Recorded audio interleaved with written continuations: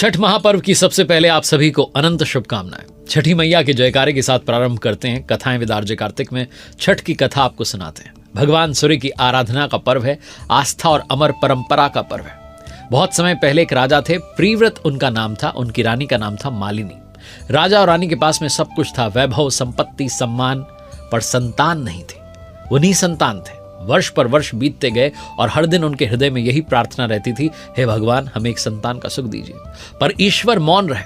आखिरकार राजा रानी ने एक दिन महर्षि कश्यप को अपने राजमहल में आमंत्रित किया।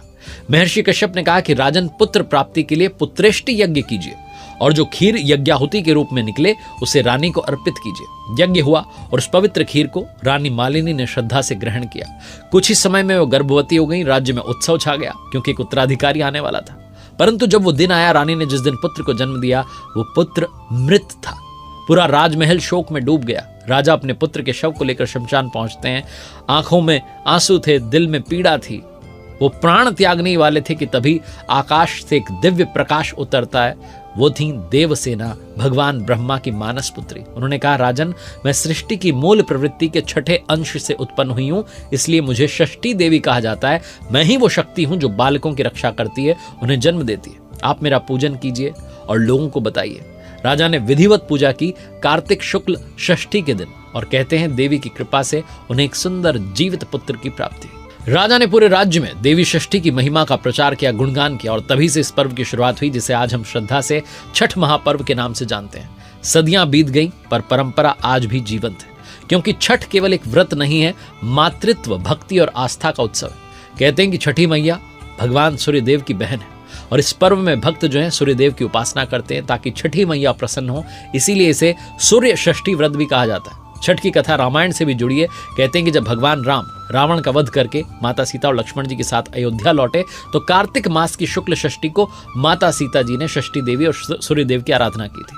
अगले दिन सप्तमी की सुबह उन्होंने पुनः सूर्योदय के समय जो है सूर्यदेव को अर्घ्य दिया और उनसे आशीर्वाद लिया कि उनके राज्य में सदैव सुख और समृद्धि बनी रहे। महाभारत काल में भी इस पर्व का उल्लेख मिलता है। एक प्रसंग है जब सूर्यपुत्र कर्ण जो है, जिनके बारे में कहते हैं कि हर दिन वो घंटों तक कमर तक जल में खड़े होकर के सूर्यदेव को अर्घ्य देते थे। उनकी तपस्या और भक्ति से प्रसन्न होकर के सूर्यदेव ने उन्हें अद्भुत तेज और अपराजय शक्ति दी। कर्ण की यह परंपरा आज भी जीवंत है, जब हर व्रती जल में खड़े होकर सूर्यदेव को अर्घ्य अर्पित करता है। एक और प्रसंग है, कहते हैं जब पांडव अपना सब कुछ हार गए थे तब द्रौपदी ने भी छठ का व्रत रखा था। उनकी भक्ति से प्रसन्न होकर के सूर्यदेव ने उन्हें वरदान दिया कि जो कुछ आपने खो दिया है सब कुछ आपको मिल जाएगा। तभी से कहा जाता है कि छठ का व्रत करने से हर मनोकामना पूर्ण हो जाती है, घर में सुख, समृद्धि और संतान का आशीर्वाद आता है। छठ पर्व वर्ष में जो है 2 बार मनाया जाता है। पहली बार चैत्र शुक्ल षष्ठी को, जिसे चैती छठ कहा जाता है, और दूसरी बार कार्तिक शुक्ल षष्ठी को, जिसे कार्तिकी छठ कहते हैं। ये पर्व 4 दिनों का होता है और हर दिन का अपना अर्थ है, अपनी भक्ति है, अपनी कहानी है। पहला दिन है नहाए खाए। व्रती जो है सूर्योदय के साथ उठते हैं, घर की साफ सफाई करते हैं, वातावरण को शुद्ध करते हैं। फिर भक्त जो है स्नान करके शुद्ध शाकाहारी भोजन ग्रहण करते हैं। दूसरा दिन जिसे कहते हैं खरना, इस दिन पूरे दिन निर्जला उपवास रखा जाता है। शाम को गुड़ की खीर, घी लगी रोटी और फलों से प्रसाद तैयार होता है। ये प्रसाद शुद्धता और आत्म संयम का प्रतीक होता है। तीसरा दिन जब आता है संध्या अर्घ्य का। षष्ठी के दिन जो है संध्या के समय व्रती नदी या तालाब के जल में कमर तक जो है डूबकर अस्ताचलगामी जो सूर्य हैं उनको अर्घ्य अर्पित करते हैं। घाटों पर दीपों की रोशनी लहराती है। लोकगीतों की गूंज के बीच में वातावरण भक्ति से जो है भर जाता है। केलवा जरे के भैले अंधियार। चौथा दिन जो है वो है उषा अर्घ्य का। अगली सुबह सूर्योदय से पहले घाटों पर भक्त जो है वो एकत्रित होते हैं। सूर्य की पहली किरण जब जल की सतह को छूती है तब व्रती दोनों हाथ जोड़ करके उगते सूर्य को अर्घ्य देते हैं।